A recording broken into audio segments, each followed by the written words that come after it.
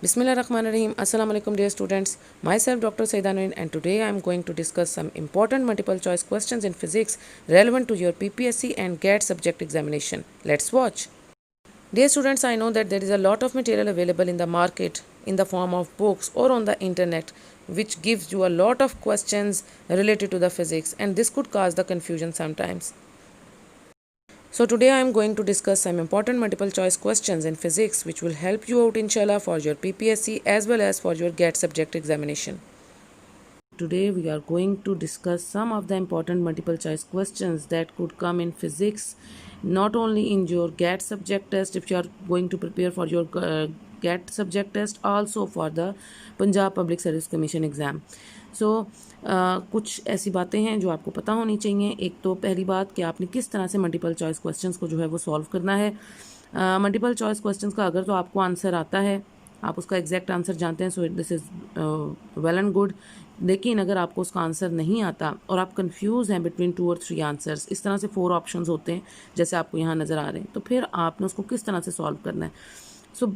सबसे बेस्ट तरीका जो होता है मल्टीपल चॉइस क्वेश्चंस को सॉल्व करने का वो ये होता है कि आपने जो रॉन्ग वन है उसको देखना है कि ये भी नहीं हो सकता, ये भी नहीं हो सकता। जो 4 ऑप्शंस हैं उनमें से पहले आपने 3 ऑप्शंस देखने कि जो पॉसिबल ऑप्शंस नहीं हो सकते।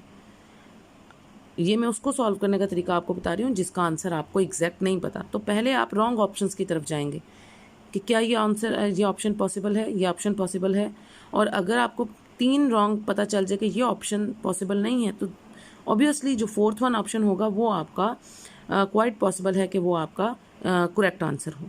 सो आपने जब प्रिपेयर करते हैं किसी भी टेस्ट के लिए, और मल्टीपल चॉइस स्पेशली मैं बात कर रही हूँ मल्टीपल चॉइस क्वेश्चन के आंसर्स को प्रिपेयर करने के लिए, कोई टेस्ट के प्रिपरेशन के लिए अगर आप उनको प्रिपेयर करते हैं, तो ये तो पॉसिबल नहीं है ना कि आपको सब्जेक्ट के तमाम आंसर्स ही आते हैं।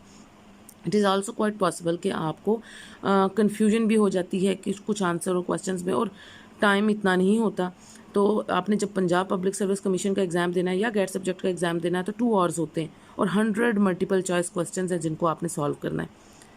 तो फिर आपने, और अब की दफ़ा तो उन्होंने 30% आपकी जनरल नॉलेज भी डाल दी है, तो इट मीन्स 70 क्वेश्चंस तो होंगे आपके। अगर 30 मार्क्स आपके होंगे जनरल आपके क्वेश्चन और आंसर्स के, तो फिर 70 मार्क्स का आपका फिज़िक्स सब्जेक्ट होगा जो उसमें 70 क्वेश्चन एंड आंसर्स होंगे। तो फिर आपने उनको आपके पास 1 मिनट होना चाहिए 1 मल्टीपल चॉइस क्वेश्चन को सॉल्व करने के लिए। इससे ज़्यादा आप टाइम नहीं लगा सकते। अगर आप ज़्यादा टाइम उस पर वेस्ट करेंगे तो फिर आपका टाइम रन आउट हो जाएगा और आपके वो क्वेश्चंस भी रह जाएंगे जो आप आते भी होंगे आपको। आपको इतना ज़्यादा विजिलेंट हो और वेल प्रिपेयर्ड होना चाहिए कि आप with in 1 minute her question का आंसर दे दें। और मैंने जैसे अपने प्रीवियस इन्फॉर्मेटरी लेक्चर सीरीज़ का ये 2nd लेक्चर है, मैंने आपको प्रीवियस जो अपना PPSC का जब जनरल इंट्रोडक्शन दिया उसकी प्रिपरेशन करने के लिए, और मैंने आपको बताया कि मैंने 2 दफ़ा जो है PPSC public service commission clear किया इन फर्स्ट अटैम्प्ट, 17 स्केल के लिए भी और 18 स्केल के लिए भी। तो आपने बहुत ज़्यादा इन्हीं बातों पर अमल करके जो मैं आज आपके साथ शेयर कर रही हूँ। 17 स्केल के लिए 2008 में क्लियर किया था, उस वक्त सब्जेक्टिव टेस्ट होता था। लेकिन अब जब मैंने 2015 में इसको क्लियर किया पंजाब पब्लिक सर्विस कमीशन के एग्ज़ाम को, और जो अब आपका भी पैटर्न है वो ये है कि अब ये मल्टीपल चॉइस क्वेश्चन के ऊपर बेस करता है। और मैंने आपको प्रीवियस लेक्चर में जैसे कि बताया कि 4 आंसर्स अगर आपके गलत होंगे तो आपका 1 मार्क वो भी कट जाएगा जो आपने खुद से कोई एक सही आंसर दे कर लिया होगा। इसलिए आपने बहुत ज़्यादा विजिलेंट भी रहना है और ट्रिक जो है वो अप्लाई करनी पड़ेगी। बड़ा ट्रिकी होना पड़ेगा आपको इनको सॉल्व करने के लिए। और ये पंजाब पब्लिक सर्विस कमीशन के जो मल्टीपल चॉइस क्वेश्चन जो बहुत बेसिक होते हैं, मैंने आपको प्रीवियस लेक्चर में बताया कि इंटरमीडिएट लेवल के अगर आपने इंटरमीडिएट स्टूडेंट्स को पढ़ाया है तो ये बहुत अच्छी बात है, और सही तरीके से पढ़ाया है अगर आपने उनकी तो फिर आपको इस पूरे टेस्ट में कोई भी मसला नहीं होगा। ठीक है, ईच एंड एवरी बेसिक जो चीज़ है इंटरमीडिएट के लेवल पर आपने फिज़िक्स में देखी होगी, वो अब आप इन सारे क्वेश्चंस में देखेंगे और आपको लगेगा कि ये सारा कुछ तो आपने पढ़ाया हुआ है, तो फिर आपके लिए ये कुछ भी मुश्किल नहीं होगा। देखिए अब जैसे ये फर्स्ट क्वेश्चन है, astrophysics is a branch of physics which deals with. अब देखिए लाइट एंड साउंड तो नहीं हो सकती ना, क्योंकि एस्ट्रोफिजिक्स आपने पता स्टडी ऑफ स्टार्स के बारे में होती है। सब एटॉमिक पार्टिकल्स, मैटर, ये 3 वो आंसर्स हैं जो कि पॉसिबल नहीं है। So what is this? Stars and galaxies. फिर unit of solid angle is steradian. ये भी इंटरमीडिएट पार्ट 1 के बिल्कुल फर्स्ट चैप्टर के अंदर ये क्वेश्चन है, ठीक है। Which one of the following is not a base unit, ये भी वहीं से है। कौन सी इनमें से बेस यूनिट नहीं है? आपको पता है there are the 7 base units जो आपने इंटरमीडिएट पार्ट 1 में पढ़ा है, और उनमें से कौन सी इनमें से बेस यूनिट नहीं है? ये what, this is a derived unit. ये बाकी तीनों, केल्विन जो है वो ये टेम्परेचर की यूनिट है, एम्पेयर जो है ये आपकी इलेक्ट्रिक करंट की यूनिट होती है, और कैंडेला जो है वो भी आपकी एक यूनिट है इलेक्ट्रिक इंटेंसिटी की। लेकिन जो वॉट होती है, watt is the unit of power, वो आपकी डिराइव्ड यूनिट है, ठीक है। तो ये पॉसिबल आंसर है। For addition and subtraction purpose absolute uncertainties are. Absolute uncertainties को, ये भी पार्ट 1 का बिल्कुल चैप्टर नंबर 1 का क्वेश्चन है, इंटरमीडिएट पार्ट 1 का। एडिशन और सब्ट्रैक्शन के लिए एब्सोल्यूट अनसर्टेनिटीज को क्या किया जाता है? ऐड किया जाता है। डायमेंशंस ऑफ काइनेटिक एनर्जी, ये भी कि काइनेटिक एनर्जी के डायमेंशंस इनमें से किस, ये वाला इसका आंसर है ना, same as that of potential energy. क्यों? क्योंकि काइनेटिक एनर्जी की, पोटेंशियल एनर्जी की, वर्क डन की एंड टॉर्क की, इनकी यूनिट, एनर्जी चाहे कोई भी हो और वर्क हो या टॉर्क हो, इन सब की यूनिट सेम होती है। तो जब यूनिट सेम होती है तो डायमेंशन भी सेम होगी। उसके बाद उनका choose the set of the physical quantity which have both numerical and directional properties. Numerical properties और डायरेक्शन भी हो उसके साथ। अब डिस्टेंस की डायरेक्शन नहीं होती है, स्केलर क्वांटिटी है ना। स्पीड की डायरेक्शन नहीं होती है, स्केलर क्वांटिटी है। वेलोसिटी की डायरेक्शन होती है लेकिन उसके साथ मैस जो है वो स्केलर है। तो ये वो एक सेट है, एक्सेलरेशन एंड वेट, जो आपका पॉसिबल आंसर है। Unit vector is generally represented, unit vector को कैप साइन से रिप्रेजेंट करते हैं। ये भी बिल्कुल जनरल सा क्वेश्चन है। When 2 equal and opposite vectors are added then their result will have. अगर आप 2 इक्वल और ऑपोजिट वेक्टर्स को ऐड करते हैं तो उनका रिजल्ट क्या होगा? हमेशा equal in magnitudes, opposite in direction, तो 0 रिजल्ट आएगा उनका, हमेशा 0 मैग्नीट्यूड। तो ये इसका पॉसिबल आंसर है। Which one of this quantities is not obtained by the scalar product of the 2 vectors. आपको पता है स्केलर प्रोडक्ट, या जिसको आप डॉट प्रोडक्ट भी कहते हैं 2 वेक्टर्स का, उसका आंसर हमेशा एक स्केलर क्वांटिटी होता है। अब वो पूछ रहे हैं इनमें से कौन सा। अब पावर जो है वो एफ डॉट वी, अगर आपको याद हो, ये भी इंटरमीडिएट पार्ट 1 का वो है, तो पावर की रिलेशन आ सकती है एफ डॉट वी करके, ठीक है। वर्क की रिलेशन आती है एफ डॉट डी करके, फोर्स इंटू डिस्प्लेसमेंट। पावर जो है वो फोर्स मल्टीप्लाई बाय जो आपकी वेलोसिटी होती है उसके डॉट प्रोडक्ट से आता है।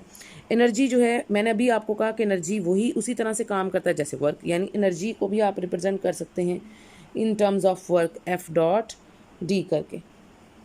तो पीछे एक ही चीज़ बची है और वो क्या है? प्रेशर। और प्रेशर का फॉर्मूला भी आपको पता होना चाहिए, pressure is equal to force per unit area. सो ये इसका पॉसिबल आंसर यहाँ पे आप इसको लिख सकते हैं। उसके बाद torque is a counter part of dash for rotational motion. इसको हम देखते हैं। आपको पता है torque is equal to R cross F. ये फार्मूला आपने टॉर्क का पढ़ा होगा और पढ़ाया भी होगा मे बी। बहुत बेसिक वेक्टर क्वांटिटी होती है टॉर्क, और वो किसका अब आपको काउंटर पार्ट नजर आ रहा है? फोर्स का, ठीक है। तो ये फोर्स इसका पॉसिबल आंसर है। इसी तरह slope of velocity time graph represents acceleration. ये भी आपकी इंटरमीडिएट पार्ट 1 के क्वेश्चन है। The decrease in velocity per unit time is retardation. Retardation कहते हैं नेगेटिव, जो आपकी decrease in velocity per unit time होती है, ठीक है। डिक्रीज इन वेलोसिटी का मतलब है कि टाइम के साथ साथ वेलोसिटी में जब डिक्रीज आता है तो उसकी एक्सेलरेशन में भी डिक्रीज आता है, और उसको आप रिटार्डेशन कहते हैं। Motion of a body along Y axis is, क्या हो सकती है? वाई एक्सिस के अलोंग जो मोशन, वन डायमेंशन मोशन, क्योंकि जब एक एक्सिस में मोशन होती है तो उसको आप कौन सी मोशन कहते हैं? One dimension.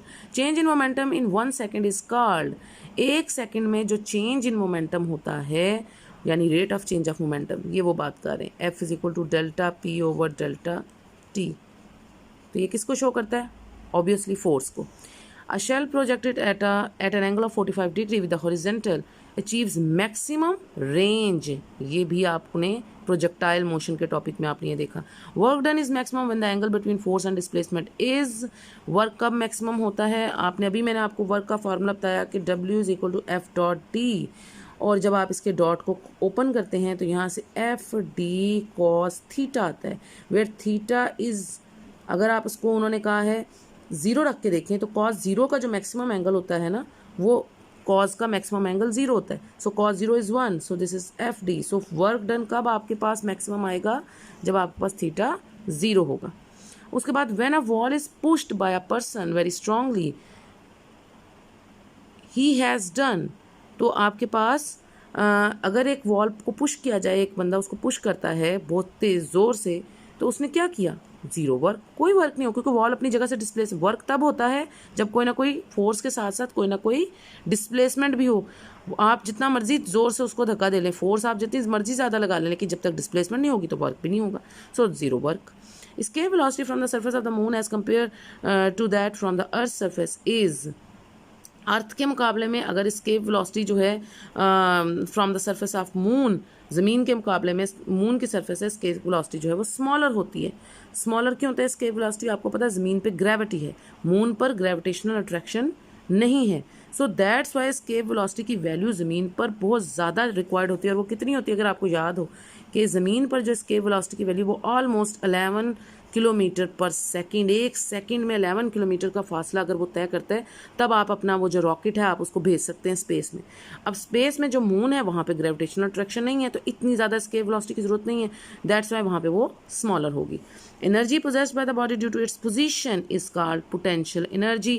The tidal energy is produced due to the rotation of the earth relative to moon. Tidal energy जो है वो ये भी आपका इंटरमीडिएट पार्ट 1 से वो जो non conservative energy sources chapter number 4 में है, वहाँ आप देख सकते हैं कि जो टाइडल एनर्जी है वो बेसिकली एनर्जी होती है जो मून के ऊपर अप्लाई होती है। एंड एक्सिस ऑफ रोटेशन वो होता है, ये ऑल ऑफ दीज होगा इसका आंसर। क्यों, क्योंकि एक तो वो पिवट पॉइंट यानी जो ओरिजिन है वहाँ से पास करता है, नॉर्मल प्लेन ऑफ रोटेशन यानी एक नॉर्मल लाइन होता है, हम इसको कहते हैं, यानी ये अगर आपकी कोई सर्कुलर मोशन है तो इसमें ये सेंटर आपका ओरिजिन है, इस ओरिजिन से जो स्ट्रेट लाइन पास करती है उसको एक्सिस ऑफ रोटेशन कहते हैं। सो ओरिजिन से भी पास कर रहा है ये आपका जो सेंटर है, और उसके बाद ये नॉर्मल यानी सीधी लाइन है, it is a straight line और 90 डिग्री के एंगल पर ये पास करती है, सो ये ऑल ऑफ दीज होगी इसके option. The useful angular unit of angular displacement in SI unit is, angular displacement की थीटा की आपने चैप्टर नंबर 5 इंटरमीडिएट पार्ट 1 उसमें आपने क्या देखा, ये रेडियन होती है, ठीक है, तो ये इसका पॉसिबल आंसर है। उसके बाद आप ये देख सकते हैं the point where the total mass of an irregular shaped body is assumed to act is called center of mass. center of mass वो point होता है किसी भी बॉडी का जहाँ whole weight of the body जो है वो एक्ट करता है डाउनवर्ड, ठीक है। अब वो किसी भी शेप की बॉडी हो उससे कोई फ़र्क नहीं पड़ता, लेकिन इरेगुलर शेप हो या रेगुलर शेप, जैसे सर्कल है वो एक, या स्फेयर है वो रेगुलर शेप है, तो उसका सेंटर ऑफ रोटेशन कहाँ होता है, या सेंटर ऑफ एक्सिस वो जो हम कहते हैं जहाँ पे आपका सेंटर ऑफ मास कहाँ होता है, वो उसके सेंटर में होगा जहाँ whole weight of the body act करेगा। तो अगर तो वो आपकी रेगुलर शेप्ड बॉडी है फिर तो हमें पता है कि सेंटर ऑफ रोटेशन जो है वो सेंटर में ही होता है, लेकिन इरेगुलर शेप्ड बॉडी है जैसे हमारी अपनी बॉडी भी है, तो हमारा भी कोई ना कोई सेंटर ऑफ मास वो पॉइंट होता है जहाँ पूरी बॉडी का वेट ग्रेविटी की वजह से डाउनवर्ड एक्ट करता है, ठीक है, acting vertically downward. As the wheel rolls it has, अगर व्हील घूमता है तो उसके पास दोनों होती हैं, ट्रांजिशनल काइनेटिक एनर्जी भी होती है, रोटेशनल काइनेटिक एनर्जी भी होती है। ये भी चैप्टर नंबर 5 इंटरमीडिएट पार्ट 1 का क्वेश्चन है। Geodesic is in curved space time are equivalent to dash in plane geometry. Geodesic curved space time कैसी लाइंस होती हैं, ये ज्योडेसिक लाइंस के बारे में भी आपने जब आइंस्टाइन और न्यूटन की अजम्पशंस का आपस में कंपैरिजन करते हैं ना चैप्टर नंबर 5 के लास्ट में इंटरमीडिएट पार्ट 1 में, तो वहाँ आप देखते हैं कि ये ज्योडेसिक लाइंस जो है बेसिकली स्ट्रेट लाइंस होती हैं। Glycerine has viscosity, common sense की बात, ग्लिसरीन आपको पता है जस्ट लाइक अ वेजलिन, तो उसकी विस्कोसिटी लेस तो नहीं हो सकती, इक्वल भी नहीं हो सकती वाटर के, और मच लेस भी नहीं हो सकती, तो that's why possible answer is more than the viscosity of water. The irregular or unsteady flow of the fluid is called turbulent flow. ये भी वो क्वेश्चंस हैं विस्कोसिटी के चैप्टर नंबर 6 इंटरमीडिएट पार्ट 1 से रेलिवेंट है। The action of perfume bottles की action क्या है, उस पर सरफेस टेंशन लगती है, क्योंकि वो जो चीज़ें बहुत ज़्यादा जल्दी वेपराइज हो जाती हैं और वो जिनको हम जैसे स्पिरिट है जैसे आपका पेट्रोल है, इन सब का सरफेस टेंशन जो है उस पर जो फोर्स एक्ट करती है जो उसको इस तरह से वेपराइज करा देती है, वो उसकी सरफेस टेंशन होती है। उसके बाद normally the pressure of the blood inside the walls is dash the external atmospheric pressure. याद रखें, ह्यूमन बॉडी हो, कोई भी एक जानदार की बॉडी है, तो नॉर्मल ब्लड प्रेशर आपका जो होता है ना, नॉर्मली जो pressure of the blood inside, यानी अगर आपका ना ही ब्लड प्रेशर बहुत ज़्यादा हाई है ना ही ब्लड प्रेशर लो है, तो नॉर्मल बंदे का जो ब्लड होता है इनसाइड द वेसल वो ग्रेटर होता है एक्सटर्नल एटमॉस्फेरिक प्रेशर से। ठीक है, तो ये ग्रेटर देन का ऑप्शन आएगा।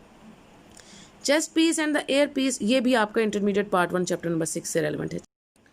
Chest piece and the ear piece are the parts of, अब ये देखिए एक्सरे मशीन, एक्सरे प्लांट के भी नहीं हो सकते, स्फिग्मोमेमोमीटर कहते हैं बीपी अपरेटस को, जिससे आप ब्लड प्रेशर मेजर करते हैं, और एन अल्ट्रासाउंड मशीन उसके भी नहीं हो सकते, तो स्टेटोस्कोप उसको कहते हैं जो डॉक्टर्स के पास होता है, जिसको आप एयर पीस भी कह सकते हैं, चेस्ट पीस भी कहते हैं।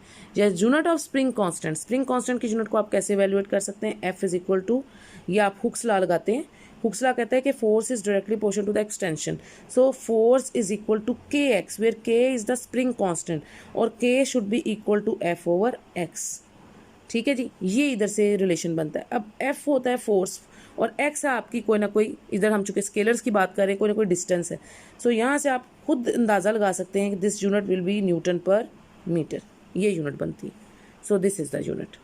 ठीक है, in simple harmonic motion there is always a constant ratio between displacement of a body and its, simple harmonic motion क्या होता है कि आपकी डिस्प्लेसमेंट की और ये आपकी सिंपल हार्मोनिक मोशन में acceleration is always directly proportional to the displacement, और इसमें नेगेटिव साइन भी होता है क्योंकि वो आपको टुवर्ड्स द मीन पोजीशन लेके जाती है। तो किस किस के दरमियान में रिलेशन है, साथ एक्सेलरेशन का। ये जो क्वेश्चंस जो हम पढ़ें ये आपका चैप्टर नंबर 7 इंटरमीडिएट पार्ट 1 से रेलेवेंट है। In case of spring mass system, the ratio of the applied force to the displacement is called, spring mass system में जो आप रेशियो लगाते हैं अप्लाइड फोर्स का डिस्प्लेसमेंट के साथ, वो आपका स्प्रिंग, अभी आपने देखा F is equal to K X, K should be equal to F over X, ये आपकी रेशियो है अप्लाइड फोर्स की with respect to the displacement. ये किसके इक्वल है, what is K is the spring constant, तो ये आंसर आपका। The time period of a simple pendulum does not depend upon, किसके ऊपर टाइम पीरियड डिपेंड नहीं करता, time period of the simple pendulum का जो रिलेशन होता है t is equal to 2 pi under root L over G. आप खुद बता सकते हैं ना वो मैस पे डिपेंड कर रहा है ना वो एम्पलीट्यूड पे डिपेंड कर रहा है। ठीक है, तो लेंथ पे तो वो डिपेंड करता है, तो इन दोनों चीज़ों पे डिपेंड नहीं करता मैस और amplitude, so the possible answer will be both A and B, कि इन दोनों पर वो डिपेंड नहीं करता। A physical system under forced vibration is known as, जब आप फोर्स्ड वाइब्रेशन यानी कोई उसको फोर्स लगा रहे हो तो उसको फोर्स्ड हार्मोनिक ऑसिलेटर भी कहते हैं और ड्रिवन हार्मोनिक ऑसिलेटर भी कहते हैं, तो ये दोनों आंसर्स पॉसिबल है, both A and B. Longitudinal waves are also called compressional waves, क्योंकि इसमें कंप्रेशंस और रेडिफिकेशंस बनते हैं। अगर आपको याद हो साउंड वेव्स है ना जैसे आपकी, तो लॉन्गिट्यूडनल वेव्स कंप्रेशनल वेव्स इसलिए कहलाती हैं क्योंकि इसमें कंप्रेशंस एंड रेडिफिकेशंस बनते हैं। ठीक है, ये आपका चैप्टर नंबर 8 है intermediate part 1। In space sound waves can not travel because there is vacuum, क्योंकि sound waves without medium travel नहीं करती, दैट्स वाई स्पेस में साउंड वेव्स ट्रैवल नहीं करती। Principle of superposition of the waves uses the property of dash for displacements of waves. Principle of superposition जो है waves की कौन सी प्रॉपर्टी यूज करती है, एडिशन, एडिंग की प्रॉपर्टी यूज करती है कि अगर दोनों आपस में सुपरपोज कर जाती हैं और क्रेस्ट क्रेस्ट पे फॉल करता है, ट्रफ ट्रफ पे फॉल करता है, तो वो एड अप हो जाती है। A supersonic plane flies with the speed dash speed of the sound greater than, क्योंकि स्पीड ऑफ साउंड एक लेस स्पीड होती है, आपको पता है सबसे ज़्यादा स्पीड अगर किसी चीज़ की तो स्पीड ऑफ लाइट है, उससे ज़्यादा किसी की स्पीड नहीं होती। तो स्पीड ऑफ साउंड के मुकाबले में तो आपकी जो सुपरसोनिक कौन सी वेव्स होती हैं जिनकी जो स्पीड है वो स्पीड ऑफ साउंड से ज़्यादा होती है, फिर वो ग्रेटर होगी। ठीक है, उसके बाद the wavelength of the spectral lines of the distant star appears to have shifted towards high wavelength then the star is, अगर तो आप देख रहे हैं कि वेवलेंथ ऑफ द स्टार वो पेयर हो रहा है कि उसकी वेवलेंथ हाई हो रही है, हायर वेवलेंथ हो रही है, हायर वेवलेंथ का मतलब है फ्रीक्वेंसी कम हो रही है, क्योंकि वेवलेंथ का इनवर्स रिलेशन होता है फ्रीक्वेंसी के साथ। अगर वेवलेंथ इंक्रीज हो रही है इट मीन्स आपकी फ्रीक्वेंसी जो है वो डिक्रीज हो रही है, तो स्टार को आप क्या कहेंगे कि star is moving away from the observer, क्योंकि जब वो स्टार, ये आपका जो डॉपलर्स इफेक्ट है, ये डॉपलर्स शिफ्ट है ना, और इसके नतीजे में जो डॉपलर्स शिफ्ट आता है, ये कौन सा शिफ्ट आता है, जब वो आपसे अवे जा रहा होता है और फ्रीक्वेंसी जो है वो आपकी डिक्रीज हो रही होती है और वेवलेंथ बढ़ी होती है, वो उसका कौन सा शिफ्ट होता है जी, वो उसका रेड शिफ्ट होता है। रेड शिफ्ट में ये भी हमने पढ़ा कि रेड कलर वैसे तो हमें ऐसे लगता है जैसे हॉट कलर है, और ब्लू कलर जो होता है वो ऐसे लगता है जैसे एक ठंडा सा कूल कलर है, लेकिन असल में ब्लू कलर की फ्रिक्वेंसी ज़्यादा होती है, एनर्जी भी ज़्यादा होती है, मोमेंटम भी ज़्यादा होती है as compare to the red colour. और जिसकी फ्रिक्वेंसी, एनर्जी, मोमेंटम ज़्यादा होती है ब्लू कलर की, तो इट मीन्स उसकी वेवलेंथ जो है वो कम होती है। जबकि रेड कलर की फ्रिक्वेंसी भी कम होती है, एनर्जी भी कम होती है, मोमेंटम भी कम होती है, जबकि इसकी वेवलेंथ जो है रेड कलर की वो ज़्यादा होती है, हायर वेवलेंथ होती है। दैट्स वाई जब वो स्टार आपसे अवे जाएगा तो हायर वेवलेंथ पे आपको कौन सा कलर नजर आएगा? रेड शिफ्ट नजर आता है। ये डॉपलर्स इफेक्ट में आप पढ़ सकते हैं। इसका मतलब है वो आपसे अवे मूव कर रहे हैं। उसके बाद लाइट वेव्स जो है वो ट्रांसवर्स वेव होती हैं। लाइट वेव्स दोनों तरह बिहेव करती हैं। इलेक्ट्रोमैग्नेटिक वेव्स भी होती हैं, विदाउट मीडियम भी ट्रैवल कर सकती हैं एंड विद मीडियम भी ट्रैवल कर सकती हैं। दैट्स वाई सनलाइट से आप तक रोशनी आ रही है ना, तो वो ट्रांसवर्स, अगर विद मीडियम चलें तो वो ट्रांसवर्स वेव्स होती हैं।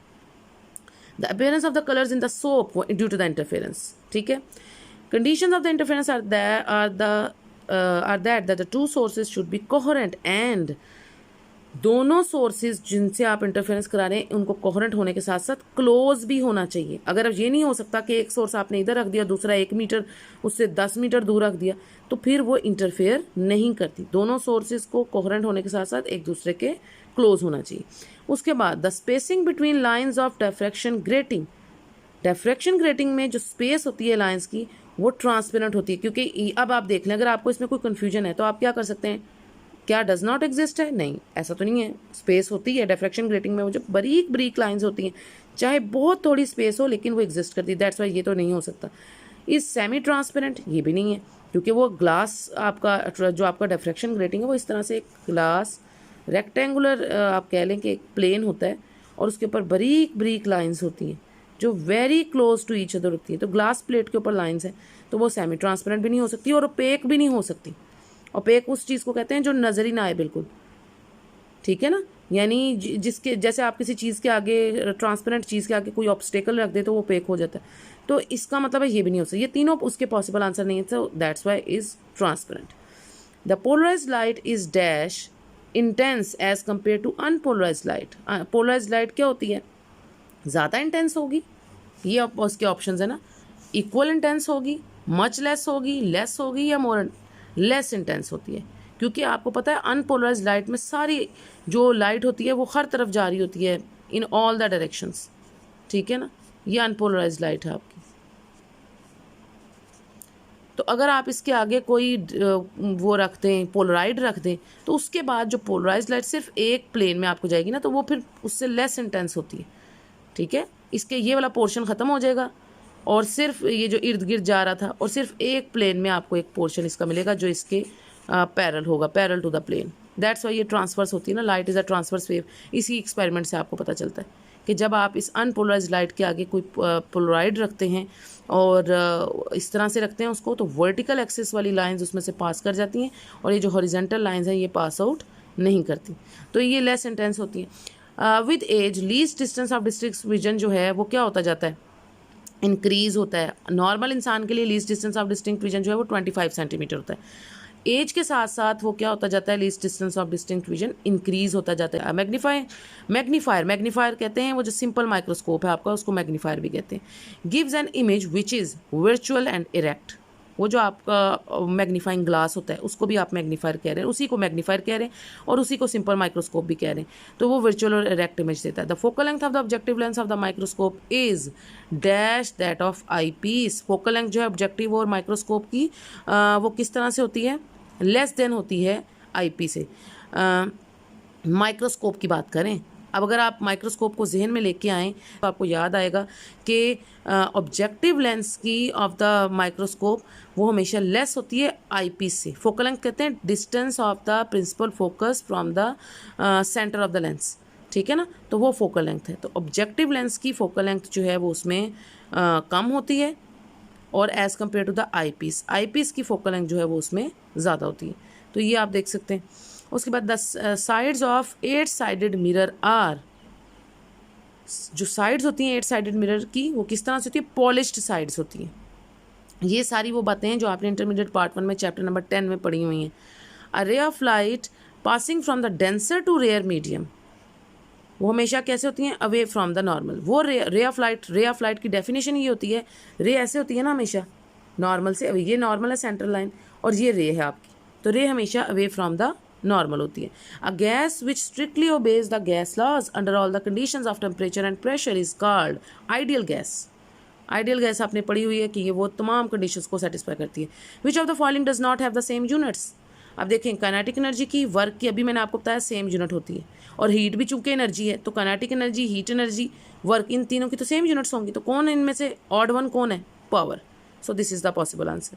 चेंज इन द मोमेंटम पर सेकेंड इज, अगर आप चेंज इन मोमेंटम पर सेकेंड निकाल रहे हैं तो वो आपका फोर्स होता है, लेकिन इधर फोर्स का नाम ही नहीं कहीं पे आ रहा। अब आपको ये पता होना चाहिए फोर्स का प्रेशर के साथ भी तो ताल्लुक है ना, वो क्या है? Force, pressure is equal to force per unit area and force is equal to pressure into area. तो यहाँ से आप लिख सकते हैं ना कि product of pressure and area, इस तरह से करके लिखा हुआ है आपने, थोड़ा सा उसको उन्होंने आपके लिए टफ किया। The ratio of the output work per cycle to the input energy per cycle is called, यानी आउटपुट ओवर इनपुट, वो हमेशा एफिशिएंसी को शो करता है। किसी भी चीज़ की आउटपुट डिवाइडेड बाय इनपुट जो है वो एफिशिएंसी को रिप्रेजेंट करता है।